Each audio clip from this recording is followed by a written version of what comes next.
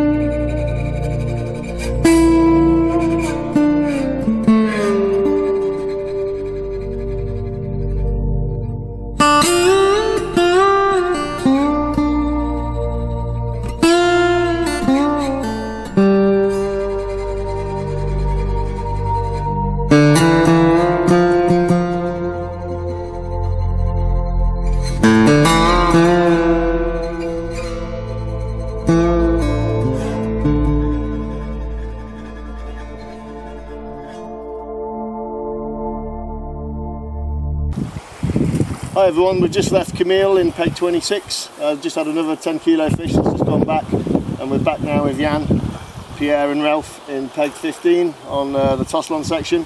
We're just going to catch up with those today to see how they've been getting on and what baits and tactics they've been using, how they've been baiting, and we'll have a look at their rod and reel towards the end as well. So Jan, just tell us a bit about what baits you've been using and how you've been baiting the swim. Okay, yes, so we tackle up at last Saturday morning, and our first view outside the lake was that this is not a perfect area for this time of the year, and we have only 4.5 meters, so it's very shallow here.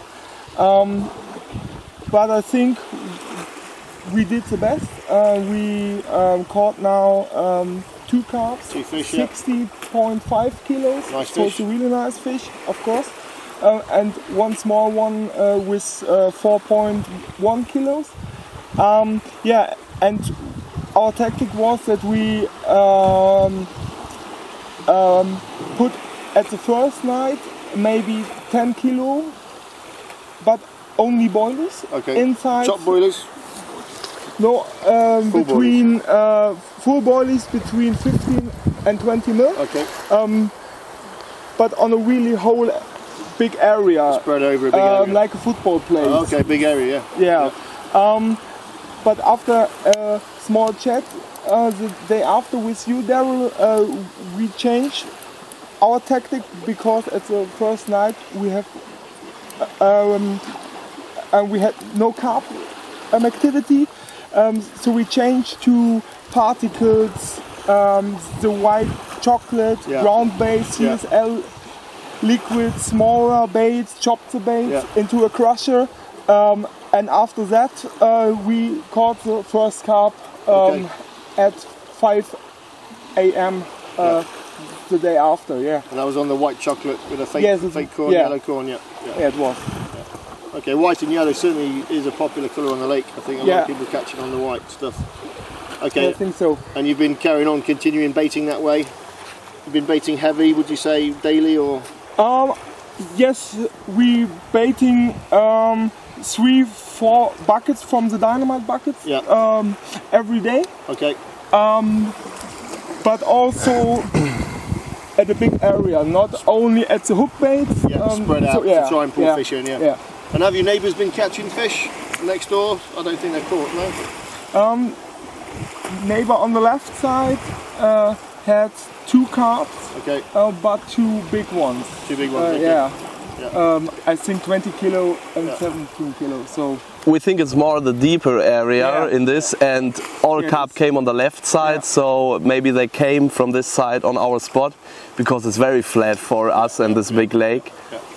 And the fish have been coming far out. The fish you've had, have they been far out or quite close in? Far out. So so on the maximum range from 250 meters, because there is the deepest area with 4.5 meters. And both fish on the same rod, or? No, the first fish on the left rod, and the second one on the right rod outside. Okay. And tell us a bit about the rigs then, Pierre. Okay, the rigs we use was not just one. Because we start in fishing with the day with a zig rig, or like because the first night nothing happens, and we also see that there are clear spots, and people talk us this is the BV city, so Italy people like to fish here and have a look for the carp, and you know, like me, we always just looking for the gravel inside the weed, but the carp maybe also know. We are difficult to say that the carp here are under pressure or no, but we really see that the food was often gone away without a take. So you have to put everything the best you can do, just that the carp don't know there's some hook outside. So the fish we catch was on a rig. That was very simple. The first we talk about, when we go to the sea, we see the water is very clear. So the first tactic was not to use a leader or a tube or something like this, because you can use a boat, so why it's no problem. We take some putty over the line. To sink it down. To sink it down, to let the carp thrust into the area and have no line contact. So then we go to the lead. We have a very heavy lead on the rods, like 200. Strong toe. Yes, because the wind, you know. And we cut the safety clip to let only get one turn, and then the lead goes away because there's a lot of weed. So we cut it, that's gone away. And then we have I think it's a long rig to fish on a particle. If we like to fish on boilie, we fish also longer rigs, but for the particle and the small bait, it's very long, I think. Why do you use such a long one? Because you have silty out there and weed, and we don't like to use it only on the gravel. We like to, where it's gone from gravel to weed, and you have a very small spot. So we look with into the water to see the gravel spot, feeding on the weed and the gravel, and took this where the gravel ends and goes into the weed. So we have the lead in the weeds and the rig maybe on a little gravel or silt. So, and this is not a snowman, it's gone like very slowly down and laying on the silt. And yes, it works. We catch the big one on this, and it was a little big step for us to fish like this, because you know it's a very small bait for this kind of water, and it's also a very small hook, like a 6, and yeah, it's very simple. You normally use bigger baits and bigger hooks back home in Germany? In this kind of water, for sure, but it was only important for us don't only to fish a snowman, a through one or a white one. It was very important for us to fish only that you keep feeding, because this is what the carp is in trust. So maybe they don't know there's a hook on. Sure. Okay, that's really interesting stuff. Okay, and Pierre, Ralph, do you want to talk a little bit about the rod and reels that you're using? Yes, sure. We decided for 2 different combinations. Here on the left side we have an usual 12 feet combination. The X21 rods in 2.75 lips. Yes, the big bait runner long cast, braided mainline, and some meters of 50 mil transparent shock leader. Okay. If there are any stones or stuff like that. Yes. On the right side we have a more lightweight combination.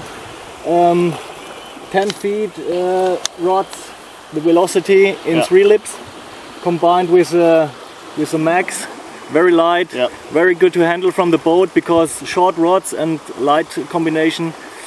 Yes, and you always use the 10-foot rods in the boat to give you that more control. It's very good to let the baits down and you have it near to you. Yeah. Also braided mainline with a 50 mil shock leader. Yeah. Yes. Okay, that's great. Thanks very much, guys. It's been a pleasure. Thank you, Darren. Thank you.